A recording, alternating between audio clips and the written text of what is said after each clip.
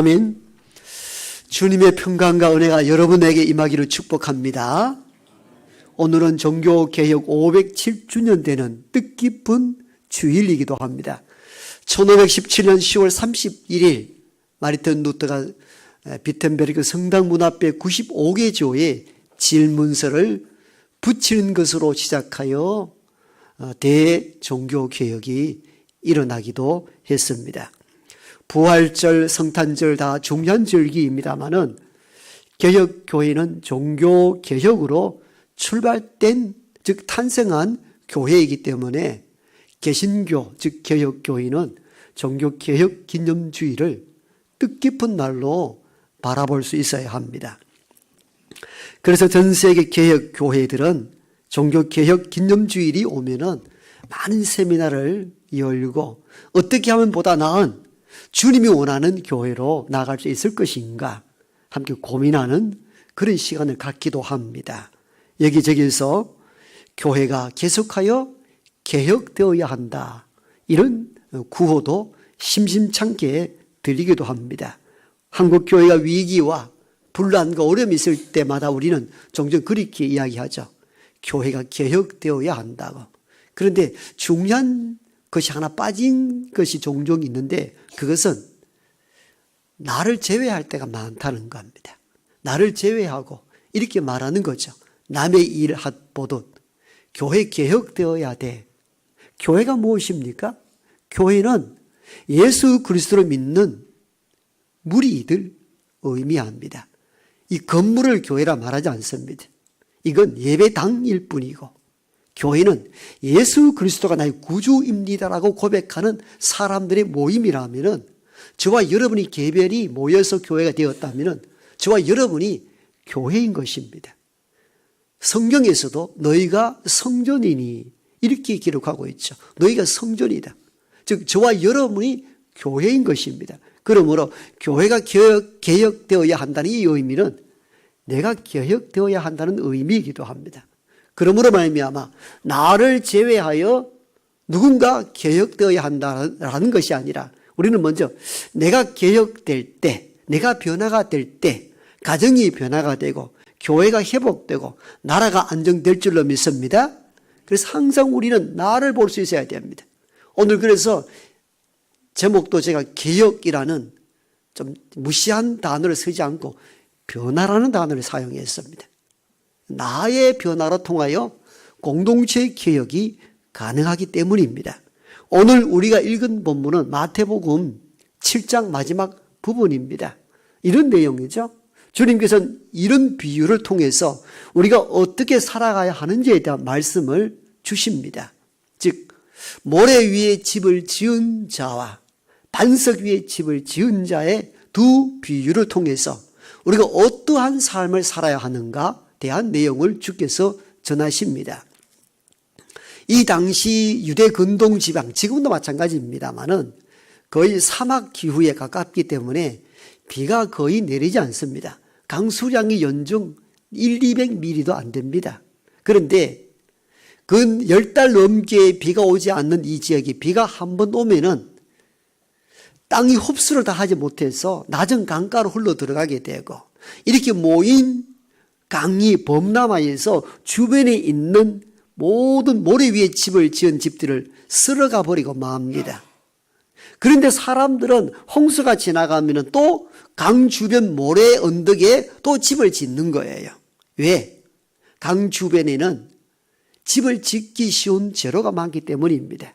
위로부터 내려온 목재들이라든가 돌멩이, 이런 것을 통해서, 그리고 모래 위에 기초를 크게 파지 않아도 쉽게 집을 짓기 때문에 모래 위에 집을 짓는 일들이 당시에 허다했다고 합니다. 그리고 1년 내내 거의 비가 오지 않기 때문에 살아가는데 별 지장이 없거든요. 그런데 한 번 비가 오면은 강 주변이 범람하여서 모래 위에 지은 집들이 거의 다 쓸려가 버리고 맙니다. 왜? 기초가 없기 때문에. 이런 것을 반복하더라는 거예요. 즉 강 주변 모래 위에 재료를 얻기 쉽고 집을 쉽게 지어서 그냥 쉽게 짓는데 홍수 나면 또 떠내려가고, 또 홍수 끝이 나면 또 모래 위에 또 집을 짓고, 이게 반복하여 짓는 자를 주께서는 참 어리석은 사람이다. 왜 이렇게 어리석게 사느냐? 한번 경험했으면 됐지. 한번 어렵지만도 돌 반석 위에 집을 지으면은 홍수가 나도 무너지지 않을 터인데 쉽게 모래 위에 집을 짓고 살아가는데 이게 매년 반복한다는 거죠. 이 사람을 어리석다 말하는데 여러분들이요, 이 사람만 어리석은 사람이 아니라 내가 전해준 말씀을 듣고도 행치 않는 사람이 모래 위에 집을 지은 사람과 똑같이 어리석습니다. 이렇게 하신 말씀이 오늘 비유의 핵심이기도 합니다. 반면에 좀 돌 위에 기초를 다지고 시간이 길게 가지만도 단단하게 집을 지은 사람들은 지혜로운 사람입니다.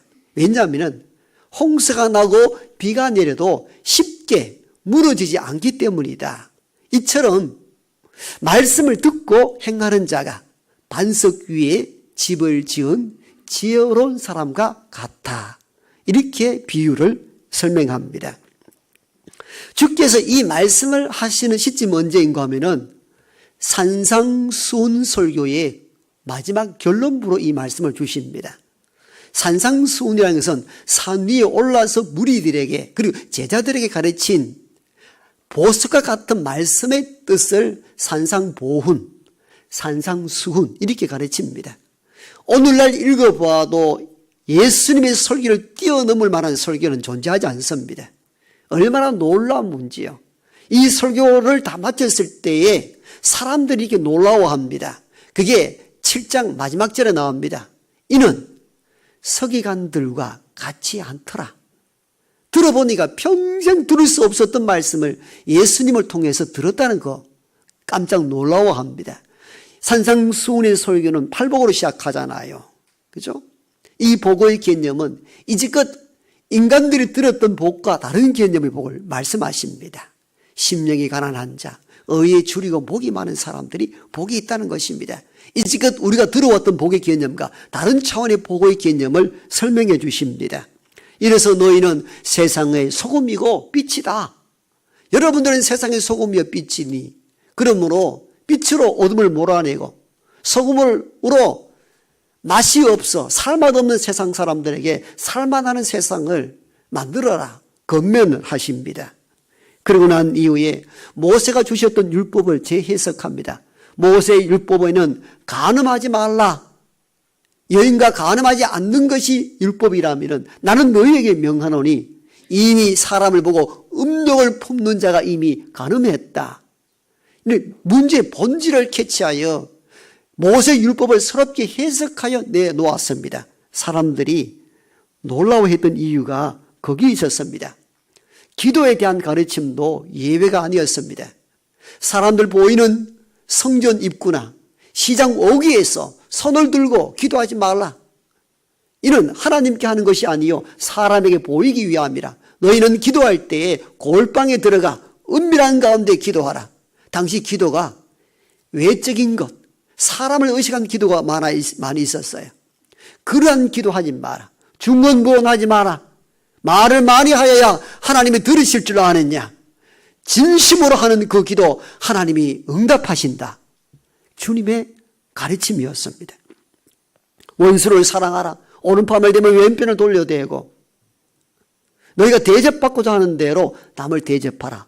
황금률을 제정하여 펼치신 분도 주님이셨고 이 빛나는 보석 같은 설교를 산상에서 다 하셨습니다. 주제가 다양합니다. 평생을 살아가면서 놓치지 말아야 될 진귀한 설교인데 마지막 설교를 무엇으로 했는가 하면 오늘 본문을 결론부로 삼습니다. 모래 위에 집을 지은 어리석은 사람과 반석 위에 집을 지은 어리석은 사람의 지혜로운 사람의 비유를 통해서 내가 보석 같은 말씀을 전했다 할지라도 결론적으로 말씀하면은 이 말씀을 듣고도 행하지 않는다면은 모래 위에 집을 지은 사람과 똑같다는 것입니다. 문제가 뭐냐? 얼마나 말씀에 은혜가 있느냐 없느냐? 참 그 말씀이 좋다. 여기서 머물면 안 된다는 겁니다. 그래서 결론부로 모래 위에 집을 지은 어리석은 사람의 비유와 반석 위에 집을 지은 지혜로운 사람의 비유를 결론부로 내놓은 이유를 우리가 알아야 됩니다. 결론이라는 것은 뭘 의미합니까? 가장 강조하고 싶은 부분들입니다. 즉 앞에 이 모든 빛나는 설교를 여러분들이 들었다 할지라도 궁극적으로 이 말씀을 지키지 않는다면은 여러분들이 어리석다 말하는 모래 위에 집을 지은 사람과 무엇이 다른가? 이 질문을 하시는 것입니다. 문제는 얼마나 많은 말씀을 읽고 아는가가 문제가 아니라 들은 말씀, 읽은 말씀을 삶 속에 실천하는 그것이 중요하다는 것입니다. 이 사람이 반석 위에 집을 지은 지혜로운 사람이라는 것입니다. 산상보훈의 대결론은 바로 이 부분입니다. 말씀을 듣고 삶 속에 실행해 가라는 것입니다. 이게 주께서 마지막으로 당부하신 산상수훈의 결론부입니다. 그러므로 저와 여러분들은 말씀이 참 은혜롭다, 참 귀하다, 여기에서 멈추고 삶에서 실천하지 아니하고 계속 되풀이 한다면 이는 모래 위에 집을 지은 어리석은 사람과 동일하다는 것입니다. 말씀을 듣고 은혜를 입을 뿐만 아니라 말씀을 듣고 삶 속에 힘겹지만도 실천해낼 수 있는 지혜로운 자가 되기를 축복합니다. 오늘 종교개혁 507주년이라 그랬죠. 루터는 종교를 개혁하려고 시작한 사람이 아니었습니다. 그게 촉발점이 되었을 뿐이지 이 당시 가톨릭 부패한 교회를 뒤집어 엎으려고 개혁을 시작했지 않았다는 그 말입니다. 루터는 고민이 많은 당시의 성직자였습니다. 어떻게 내 안에 있는 죄를 사함받을 수 있을 것인가? 당신은 수행과 고난의 업적을 쌓으면 쌓을수록 내 죄가 좀 감면받는다는 느낌으로 수행과 고난의 수련 기간들이 많았습니다. 그런 독일에 사역하다가 로마로 떠납니다. 로마로 간다면 교황청이 있는 곳이니까 거기에서 보다 많은 어떤 의로움을 회복하고자 빌라도의 계단이라는 곳으로 찾아갑니다. 빌라도의 계단이라는 것은 빌라도에 의해 신문을 받고 저기서 십자가를 지고 올라왔던 언덕의 계단들을 뜯어다가 로마의 어떤 성당으로 그것을 가져왔습니다. 그게 제 기억으로는 25개 계단인데 그 계단을 무릎으로 한 계단 걷고 입을 맞추고 한 계단 이렇게 끝까지 무릎으로 걸어서 마지막 올라갈 때에 제가 감면받는다는 수련 의식이 있었습니다. 루터도 로마 어떤 성당에 찾아가서 그 빌라도의 계단을 무릎으로 한 계단 오르고 입을 맞추고 한 계단 한 계단 끝까지 올랐는데 내 안에 잠겨있는 죄의 문제가 해소되지 않는다는 것을 갑갑해야 합니다. 실망한 나머지 다시 독일로 돌아옵니다. 그때 어떤 신학자는 그러한 루터에 대하여 이렇게 표현합니다. 참된 가톨릭 신부가 되기 위하여 찾아갔던 로마에서 그는 돌아올 때에 개신교도가 되었다. 이렇게 표현하기도 합니다. 그게 촉발점, 계기가 된 것입니다. 독일 비텐베르크에 돌아온 루터는 신학교에서 신부들, 예비생들을 가르치는 신학과 성경 강의를 시작하는데 그때 로마서를 강의하기 시작합니다. 로마서 강의를 위해서 로마서를 읽다가 충격에 빠지기 시작합니다. 죄는 인간의 어떤 행위나 노력으로 해소되는 것이 아님을 알았습니다.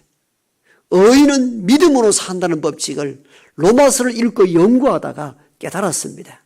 그래서 당시에 교황청에서는 연옥에 빠져 있는 형제와 부모를 위하여서 그 죄값을 치를 수 있는 면죄부를 사게 된다면 동전이 헌금통에 떨어져서 튀는 순간 연옥에 있던 여러분의 형제 부모가 천국으로 점핑에 올라간다라는 이상한 교리를 설파하여 많은 사람들에게 면죄부를 판매하고 있을 때입니다. 루터는 가톨릭의 작은 신부에 불과했지만도 로마서를 강의하다가 과연 이게 성경적이며 과연 이게 올바른 판단인가 고민을 하기 시작합니다. 그건 자기 고민인 것입니다. 자기는 로마서를 읽어보니까 인간이 어떤 행위나 업적으로 구원받을 수 있는 길이 없다는 것을 알았습니다. 로마서에 의해서는 이 복음은 그리스도의 복음, 예수 그리스도 우리 위해 죽으신 이 놀라운 사건을 믿는 자에게 주어지는 하나님의 은혜요 선물임을 깨닫는 여러분 되기를 원합니다. 루터가 이걸 깨달았습니다. 이게 아니구나. 그래서 질문을 쓰기 시작했습니다. 그게 95개조라는 반박문입니다. 반박문이라는 표현은 이후에 우리가 쓰는 용어이고 내 안에 있는 신학적, 성경적 질문을 루터가 해소하기 위하여 성당 문 앞에 95개의 질문을 던진 것입니다. 그 가운데 52조의 질문은 이렇습니다. 면죄의, 즉 죄를 면하는 증서를 통해서 구원의 희망을 갖는 것은 헛된 것이 아닌가? 비록 판매 위탁자가 교황 자신이 그 증서에 대해 자기 영혼으로 보증한다 할지라도 이것은 헛된 것이 아닙니까? 이런 질문을 하기 시작합니다. 이 질문 이해하셨습니까? 자, 교황이 영혼을 갖다가 증서로 내놓는다 할지라도 이 면죄부 증서로 인간의 죄가 사함을 받을 수 있는 길이 있습니까? 이게 성경적입니까? 이 질문이었던 것입니다. 뭐 종교를 개혁한다 이 거대한 꿈을 갖고 있지는 않았습니다.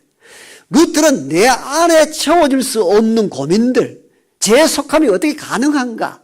이 질문에 스스로 답을 얻기 위해서 대자보를 붙였고 그런 문화는 당시에 흔한 문화였다고 합니다. 성경을 읽다가 궁금한 것이 있다면 성당 문 앞에 질문을 대자보 형태로 내어놓고 그 주제에 대해서 서로 논쟁을 하기 시작했다고 합니다. 이게 하나의 문화였다고 합니다.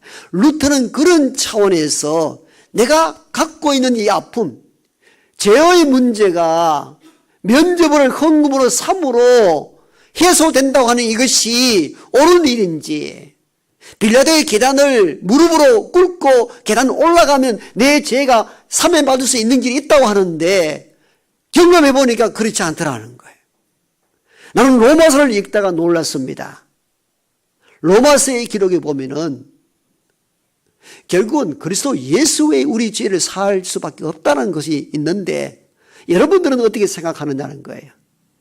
결국은 이것이 화근이 되어서 종교 심판에 이르게 되고 처형받을 위기에 놓이자 결국은 도망자의 신세에 놓이고 루터를 추적하는 세력들이 늘어나서 결국은 생각지도 못했던 개혁이 시작이 되었을 뿐입니다.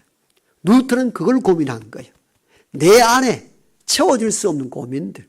결국은 루터는 자기의 변화를 시도하기 위하여 시작된 촉발점이 부패한 당시 가톨릭 교회의 개혁의 출발점이 된 것입니다. 개혁 너무 거대하게 생각할 필요가 없습니다.